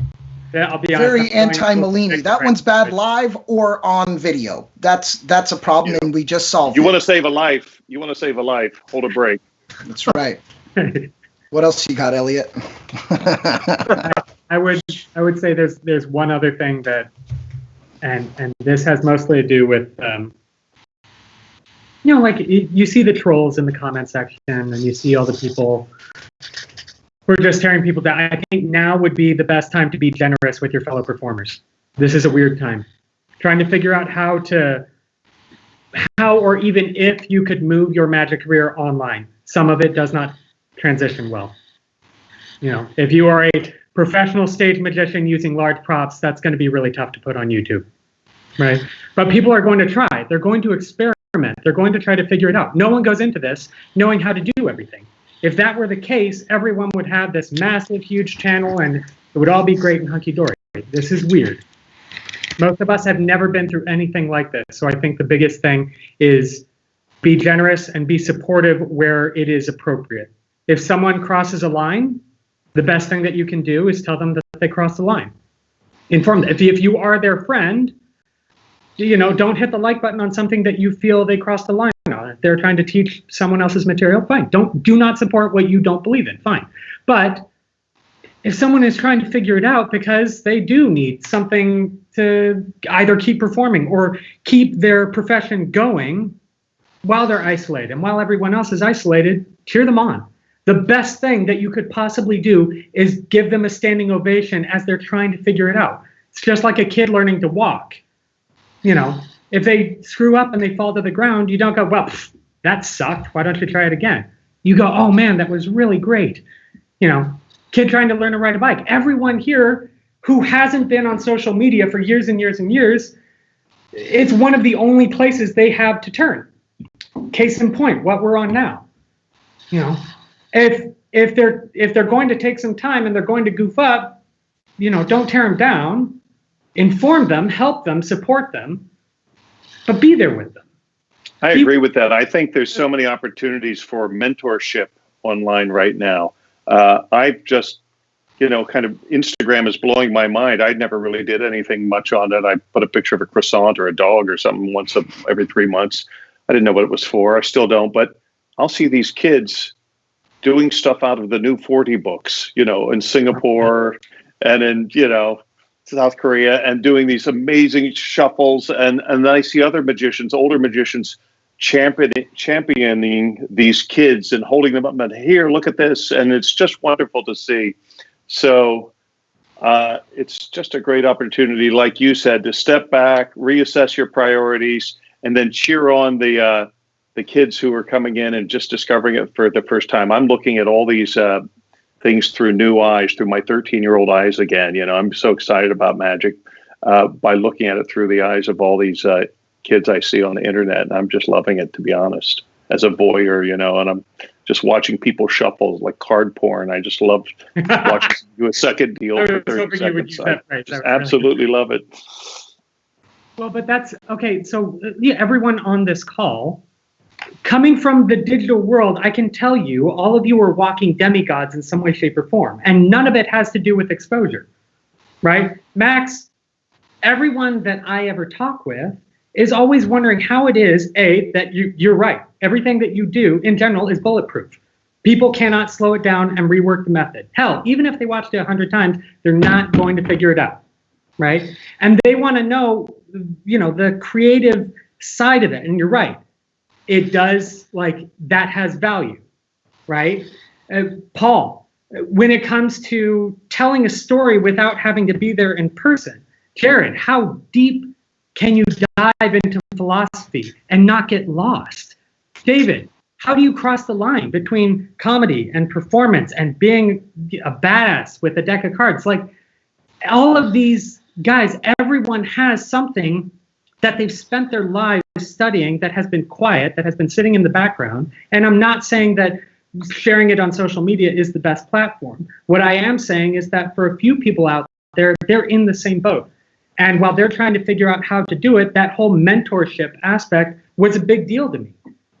I spent 30 years in Magic, ever since I was 7. And I can tell you, it didn't really shift my way of thinking until I was 30, when I got onto social media, because then I could talk directly with the people who I only knew through books and VHS and going to Magic Camp or joining the junior program at the castle, which not many people can do. The only way you join the junior program at the castle is if you live anywhere near LA. And if you try to do it at a distance, it just doesn't have the same effect. But on here, Skyping with someone, even if it's just a conversation, even if Max, if the only thing that I did was, God damn it, how did you do it? Over all those years, how do you spend 60 years being a verifiable badass and building an art form in mentalism? And I'm not saying that to blow smoke. I'm saying it because those kind of conversations, even if the conversation is stick with it, coming from you, that's going to carry a lot more weight than coming from someone like me. The opportunity to do that, even if it's over social media, could be profound. So do it. I think that mentorship is. I'm sorry. I was just told to use social media. Yeah, I'm not saying you have to. I am on social media at this moment. Yeah, well, and that's what I mean. Is that the people who watch what's happening right now, the words that you guys speak, every one of you, it carries a weight. It carries the weight of all of the years that you've invested into what you do. So when you say something like, don't jump on social media, it has that kind of weight. It has 60 years of weight of Max Maven saying, oh shit, I better delete my social media. Whereas... I'm sorry, did I say something that could be interpreted as saying, don't jump on social media? Yeah, just earlier. Yeah, you did. No, I said don't do really bad material on social media. Okay, all right. I said don't be lousy. Okay, perfect. Perfect, but that's what I mean. So that's not the same thing as saying don't go on social media. The best advice I could give to the majority of magicians out there who are talking about going onto social media is don't. That carries weight. I didn't say don't go on social media. I said don't do mediocre performances on social media. There are lots of other things you can do on social media. Okay. Sometimes, if you really love magic, maybe the best thing you can do to support and nurture good magic is to be a great and supportive, informed audience. Fair. That is absolutely fair. That doesn't mean you're not allowed to go on social media. Fair. I'm not. You're distorting what I said, so please don't. No, I'm not trying to distort what you said. What I am trying to do is clarify. I do want to know where you actually stand on it, because I live on social media. My entire magic career exists purely on social media, and I'm doing my best right now to sort of clarify where the magic world stands on social media in terms of how does it respect the art? How does it build the art? We already know how it can destroy the art, which is what the majority of the conversation has been, is how do we teeter along that line? How do we walk that fine line between respecting the art form and building it up and not doing exposure, not performing other people's material that they invested years creating. So what I am asking you in particular is, because you do outrank all of us in terms of experience, in terms of variance of performance, is there's a bunch of people watching. Some of them are kids, and a whole lot of them look up to every single word that you say. So what is it that you would tell them? What's the hope that you would give them? I would hope that they would create magic that I want to see, and then ultimately get the opportunity to see. Okay. Same as I feel about magic done in other media. I just want magicians to respect magic enough to be good at it. What about the argument that everybody has to be bad before they can be good? I mean, certainly figuring out... has to be bad in front of an audience of millions. Well, do you think a lot of these people are going to have an audience of millions? I think one of the biggest misunderstandings about social media is that if you get on there, you have an audience. And I think most brands will tell you that certainly ain't the case. Yeah, that ain't You know, true. I think you're right about that, Elliot. And it took me a long time to wrap my head around that, to be honest. That these are little threads, little tiny spider web channels that not everybody's going to see. Most people will never see it. And it's a lot of it's in our little subculture, and it's kind of sticking in our little subculture here. Every once in a while, something will break through, I think, into the general public. And those are the kind of some innovative guys. But I think for the most part, it's kind of staying small. And it took me a while to wrap my head around that. I think that's true, but you know, I have to say that the morning after one of my card tricks was performed on AGT, the explanation for that card trick had 5 million views. You know, so yeah, I think that There's that. Yeah, there's that. There is that, yeah. Obviously, there are exceptions to the rule, but Of course. you know, I said recently that it used to be that if you were the biggest Mac King fan in the world and he inspired you to become a comedy magician, maybe your first couple of performances could be for, you know, your family in your basement, or maybe for your local school or local scout group dressed in a plaid suit doing some lines you may have, you know, borrowed from Mac because he's your favorite. But as soon as you start to get serious, you have to obviously move away from that. Now, of course, long before you even think about going out in front of the scout troop, you can switch your webcam on and you're in front of millions. And people could say, that guy's hilarious. His lines are great. And the way he makes his head vanish with that paper bag is incredible. And everybody's forgotten about Mac King. And you got that in your first video just because you happened to get lucky with the algorithm. That can happen now. I think that's where, you know, I know a lot of people are listening to this and just thinking, you know, it's an age thing and we don't appreciate it. It is an age thing. Absolutely it is. But it's also a perspective thing, having seen the changes. And I think that I genuinely think, and I've said this before, you know, the people I've actually taken issue with directly, and I think in one case been quite successful in terms of having a productive conflict, right? I think those people are the ones that will figure out the secret sauce to make this work and create its own little medium within the medium, and without throwing the baby out with the bathwater, without giving away too much, without lifting the skirt of the whole art form purely for, you know, personal gain and pleasure. I think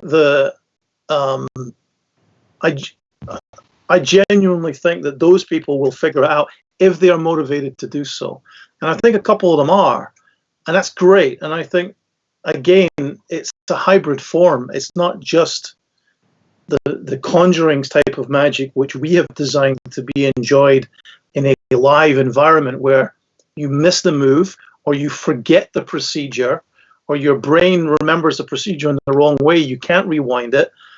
It doesn't belong in front of a video camera. It doesn't belong in a rewindable format. So I think when people start to figure all of that out, and they are doing that, I think it's amazing that people that were maybe 5 years ago kind of cheating with After Effects and, you know, all sorts of things like that are now just admitting it and embracing it and making it part of the form. Again, going back to Kevin Parry and those guys, it's great. But I think magicians can do the same. They can pick material. They can do stuff that works only at one angle. Everything that kind of branches off from Weird Al Yankovic with his soup ladle, right? Right. All of that stuff is a form of magic. But again, just going to Weird Al Yankovic, the point of that was not to fool you. The point of that was to entertain you. And it wasn't really giving anything away as a result.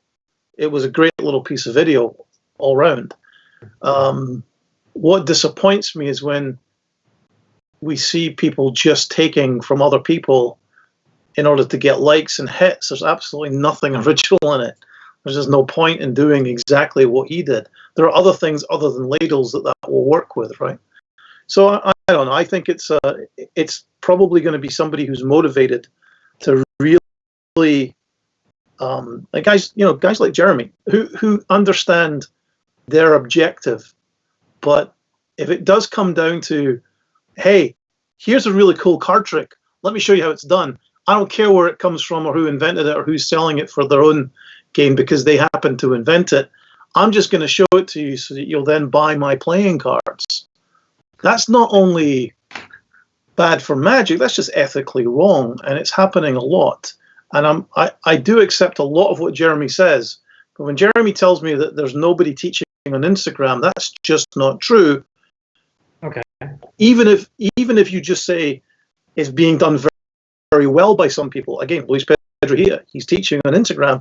He's choosing material brilliantly. He's entertaining with it, and he's sharing with it. And I genuinely think that we're going to get a generation of magicians who started during the lockdown period. And he's not alone. But I also think there are people out there who are just, let me show you how this works. And it's purely because it gets a lot of hits. And, do those hits translate into anything later? I really don't know. But I know a lot of playing cards are being sold. Yeah. Okay. Well, that's why conversations like this are important to move it back towards mentorship. It's because, we have this social media, we have this potential capability of reaching out to all of these people, but like Max said earlier, access has cost. And so conversations like this give the people who don't necessarily have the resources or the connections to find, worthy mentors, can have, a little bit of access at no cost. They can find this and they can hear these conversations. And so I think that it's important that we, try and maintain some sort of mindset of this conversation is not us sitting in a room and nobody's going to hear it. The whole point of this is that hopefully people can listen to this and see what is and is not working and what can, or what we think may be a reasonable intention or a positive way to approach something. And I think it's also important to remember that mentorship is not the same for everyone, and that access is not the same for everyone. And I think it's important to recognize that this is what people have right now. And as much as some people are doing it well and some people are not, it is what it is, and we have to sort of deal with that on our own terms.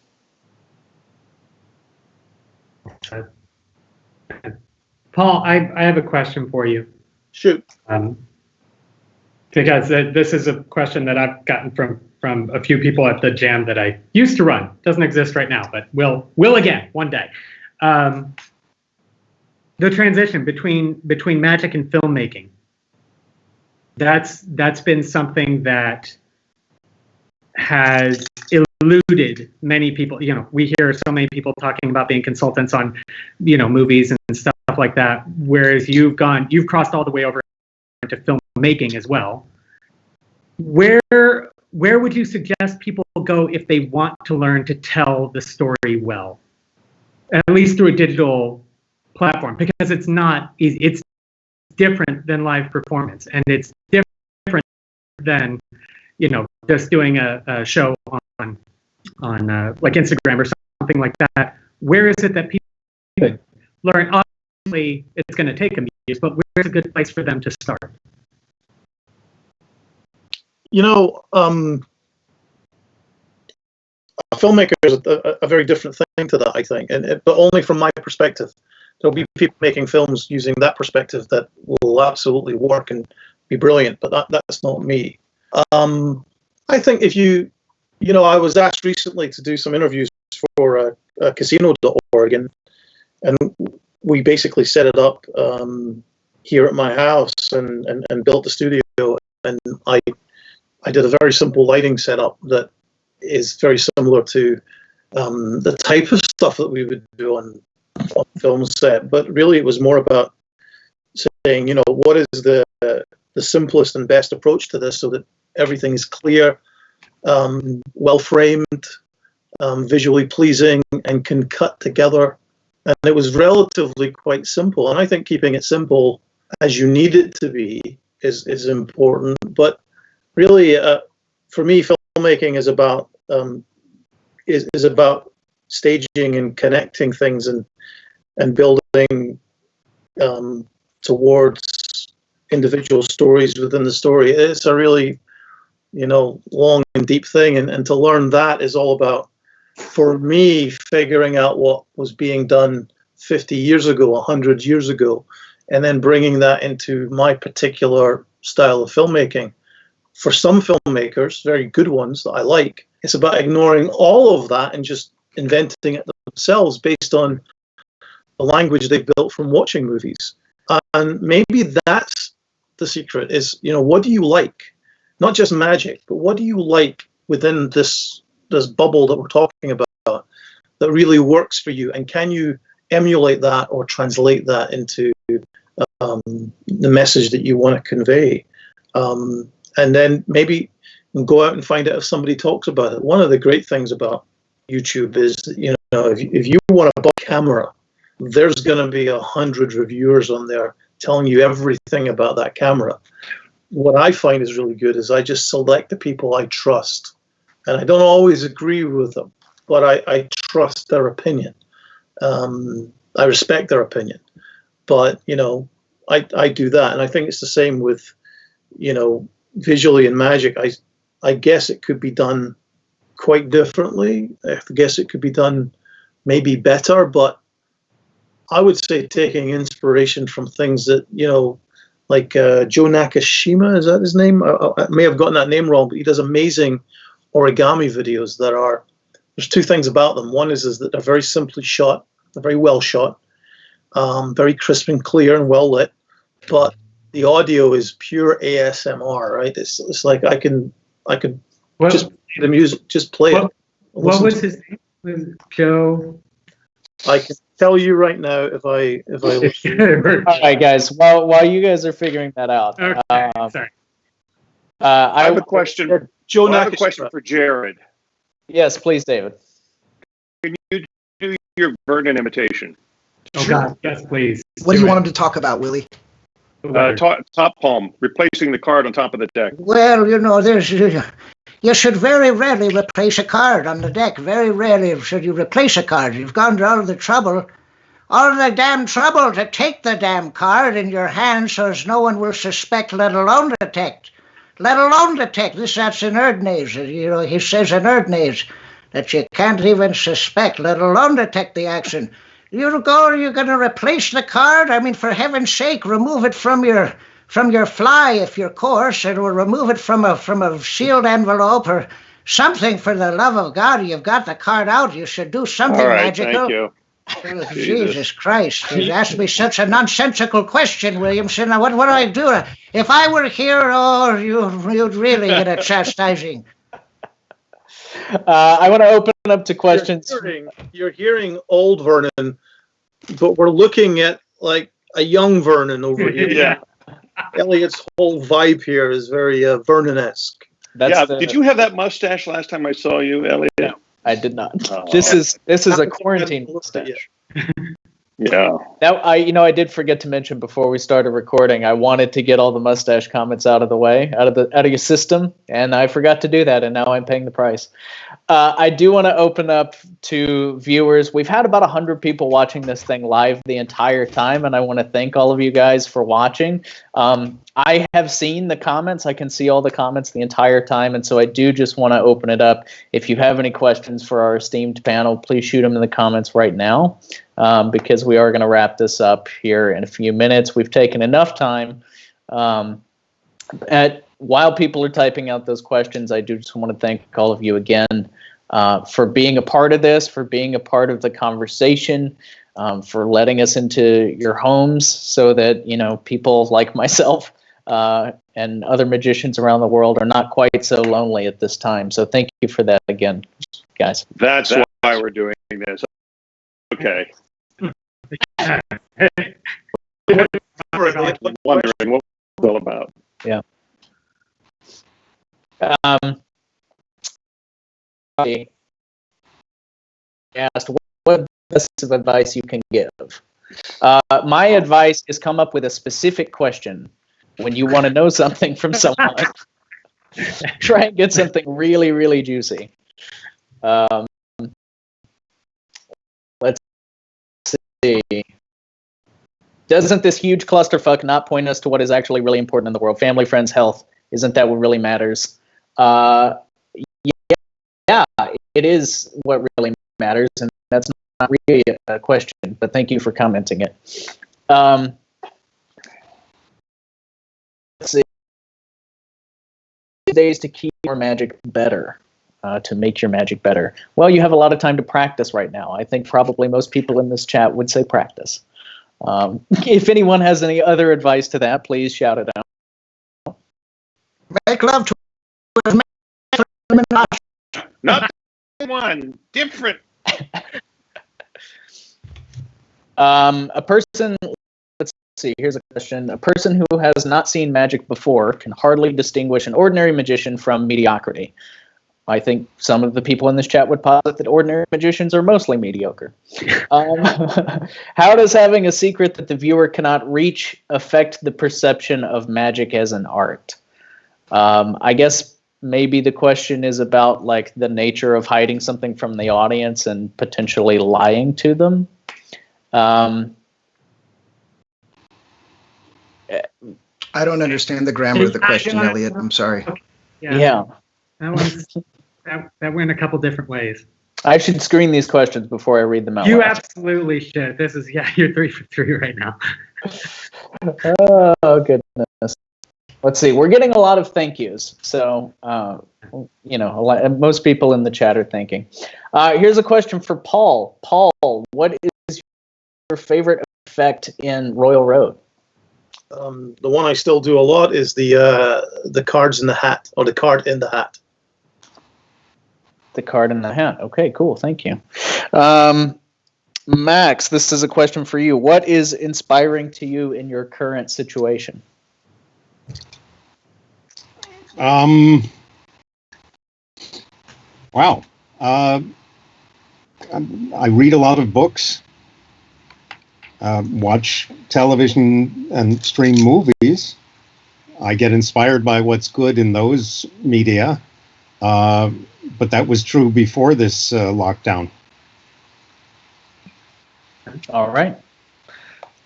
This is a question from Perseus. Which piece of magic has made you cry? And that's a question for everybody.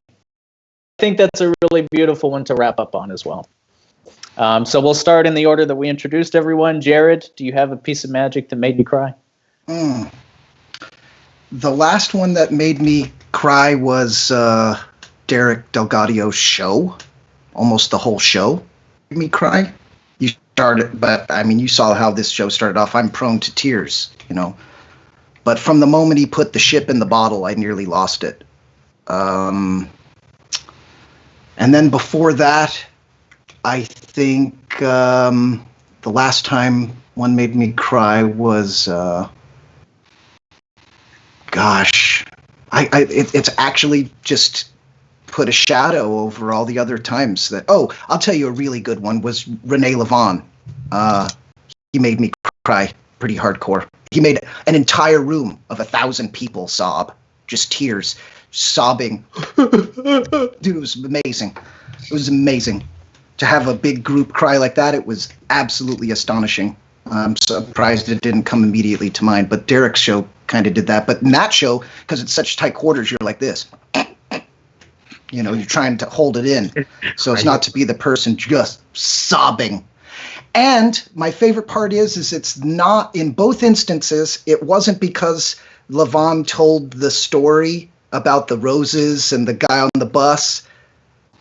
It was that, but it was the whole picture of it with Tina Leonard doing the translation, and she wasn't trying to be affected in her translation. It was a very competent translation.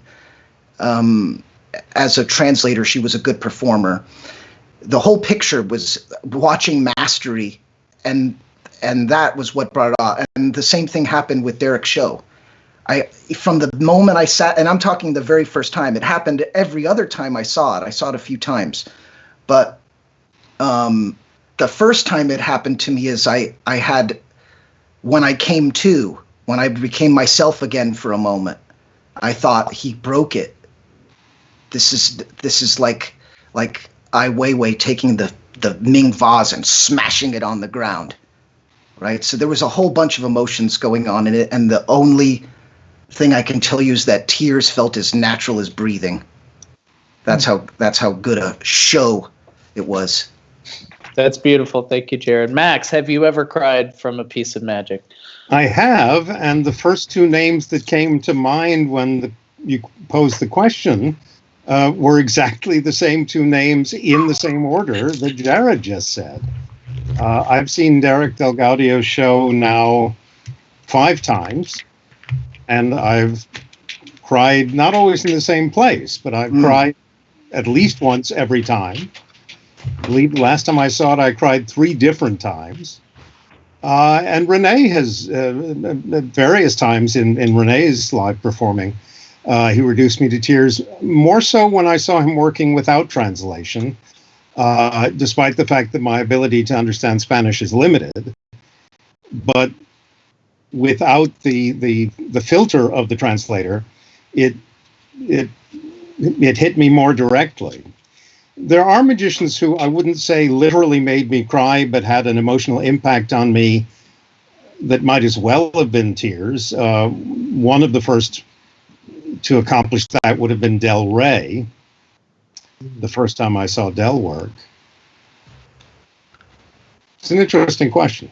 It is, and one to ponder. Thank you, Max. David? Well, they both stole my names, so I don't know what else to say. Okay. Well, I was there. Rene Levon had his coming out party in 1991 when he kind of was reintroduced to the larger world of magic again. David Costi from Italy was helping push him forward, wanted to get him back out on tour, and so he appeared at the FISM in Lausanne, and I was standing there with 2,000 magicians watching him do the breadcrumbs. 2,000 magicians cheering, and I looked over next to me, and there was friends of mine with tears I've never seen before, and I realized I had the same thing, and my throat was tight. We'd never seen anything like that, and then he exploded over the world again. It was his second kind of career. It was wonderful, very emotional. And then Derek's show, of course, I cried like a baby. And I'll tell you another time was Ricky Jay, when I first saw his first show on Broadway. I just felt so proud to be associated with his world because he was the first to just kind of raise it up at such a high level. I couldn't believe the stories he was telling and the material he was doing, and people were just loving it. And I just felt I was moved to tears by that. That's really beautiful. Paul, do you have an answer for us? Well, I hate to be boring, but my names aren't entirely dissimilar. I think the first time I saw Derek and Helder's show jointly, I definitely was moved to tears. I was crying as I was leaving, because of the sheer quality and depth of experience these two guys had created, that was just so beautiful, and I felt like I had watched a magic show again. That thing that we deprive ourselves from when we become magicians. When I saw Derek's one-man show in and of itself, I cried for several reasons, and I genuinely don't. I'm not a big crier. I cry in some movies, and if the movie got me the first time, it'll get me every time I ever see it. And that kind of happened with In and of Itself, and that has a lot to do with other things that are outside of the show too. But I do think that the sheer power of honesty in that show was hugely inspiring, and also, helped me put myself into, perspective as what I am as a magician. And I think a lot of people coming out of that did too, because that goes back to what we said at the beginning. I have a dangerous level of Spanish, which means that I can speak Spanish much better when I'm drunk. I can understand it in waves depending on whatever, what my brain is actively doing at the time. It can suddenly shut down. But one of the first experiences I had watching a show that was not translated, it was entirely in Spanish, was both Juan Tamariz, who has brought me to tears with several things over the years for, again, lots of reasons. But it was the first time I saw Rene without a translator. And I kind of got the full force of his charisma and personality. And there's one particular line, which the line is, I knew you would come, which still, even now, makes the hairs in the back of my head come up. And it's, who cares what the card trick was he was doing to some extent. But the story was just so special that it really got me. And then, Larry Jennings, believe it or not, which, for people who knew Larry Jennings, he was like a card trick monster. He could do a million card tricks and just never repeat one.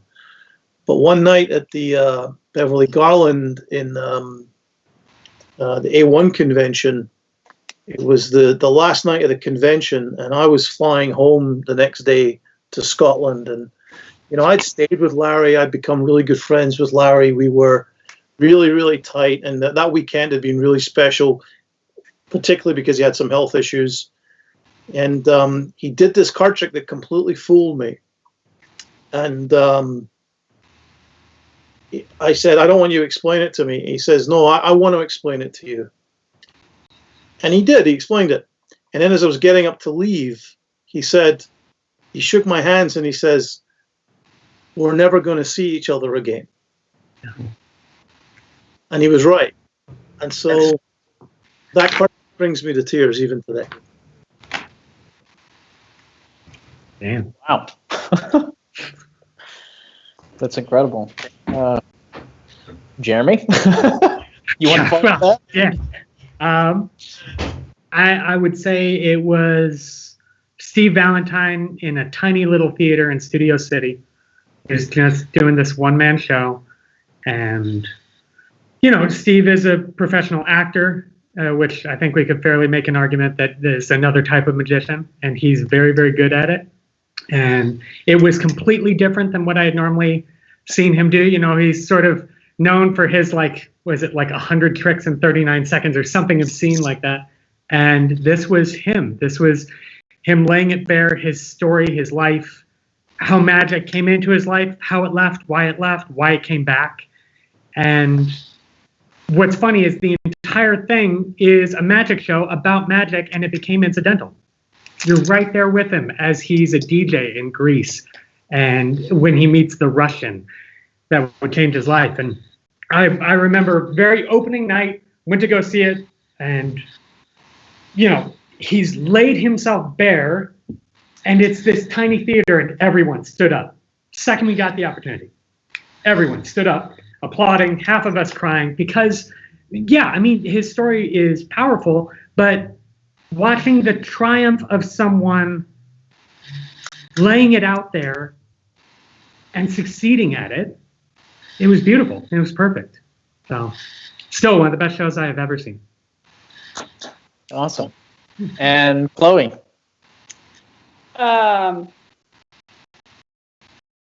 Hector Mancha's Fism Act got me right in the gut.